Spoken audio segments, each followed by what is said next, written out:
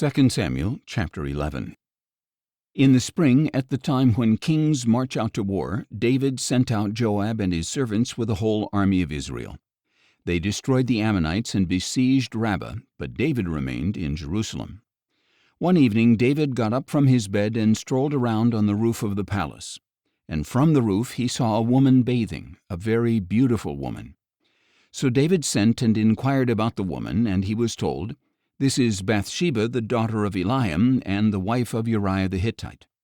Then David sent messengers to get her, and when she came to him, he slept with her. Now she had just purified herself from her uncleanness. Then she returned home. And the woman conceived and sent word to David, saying, "I am pregnant." At this David sent orders to Joab, "Send me Uriah the Hittite." So Joab sent him to David. When Uriah came to him, David asked how Joab and the troops were doing with the war. Then he said to Uriah, "Go down to your house and wash your feet." So Uriah left the palace, and a gift from the king followed him. But Uriah slept at the door of the palace with all his master's servants. He did not go down to his house. And David was told, "Uriah did not go home." "Haven't you just arrived from a journey?" David asked Uriah. "Why didn't you go home?" Uriah answered, "The ark and Israel and Judah are dwelling in tents, and my master Joab and his soldiers are camped in the open field. How can I go to my house to eat and drink and sleep with my wife? As surely as you live and as your soul lives, I will not do such a thing." "Stay here one more day," David said to Uriah, "and tomorrow I will send you back." So Uriah stayed in Jerusalem that day and the next. Then David invited Uriah to eat and drink with him, and he got Uriah drunk. And in the evening Uriah went out to lie down on his cot with his master's servants, but he did not go home. The next morning David wrote a letter to Joab and sent it with Uriah. In the letter he wrote, "Put Uriah at the front of the fiercest battle, then withdraw from him, so that he may be struck down and killed." So as Joab besieged the city, he assigned Uriah to a place where he saw the strongest enemy soldiers.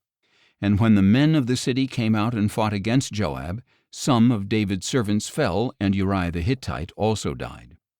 Joab sent to David a full account of the battle, and instructed the messenger, "When you have finished giving the king all the details of the battle, if the king's anger flares, he may ask you, 'Why did you get so close to the city to fight? Did you not realize they would shoot from atop the wall? Who is the one to strike Abimelech, son of Jerubbesheth? Was it not a woman who dropped an upper millstone on him from the wall, so that he died in Thebez? Why did you get so close to the wall? If so, then you are to say, 'Your servant Uriah the Hittite is dead as well.'" So the messenger set out and reported to David all that Joab had sent him to say. The messenger said to David, "The men overpowered us and came out against us in the field, but we drove them back to the entrance of the gate. Then the archers shot at your servants from the wall, and some of the king's servants were killed, and your servant Uriah the Hittite is dead as well." Then David told the messenger, "Say this to Joab, 'Do not let this matter upset you, for the sword devours one as well as another. Strengthen your attack against the city and demolish it.' Encourage him with these words." When Uriah's wife heard that her husband was dead, she mourned for him. And when the time of mourning was over, David had her brought to his house, and she became his wife and bore him a son. But the thing that David had done was evil in the sight of the Lord.